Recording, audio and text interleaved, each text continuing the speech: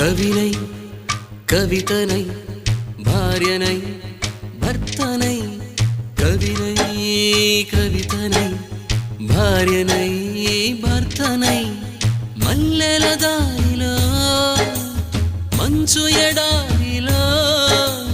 మల్లెల దారిలో మంచు ఎడారిలో పన్నీటి జయగీతాల కన్నీటి జలపాతాల నాతో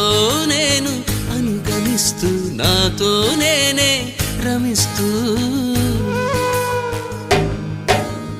ఒంటరినై అనవరతం కంటున్నాను నిరంతరం కలల్ని కథల్ని మాటల్ని పాటల్ని రంగుల్ని రంగవల్లుల్ని కావ్య కన్యల్ని ఆడపిల్లల్ని జగమంత కుటుంబం నాది ఏకాకి జీవితం నాది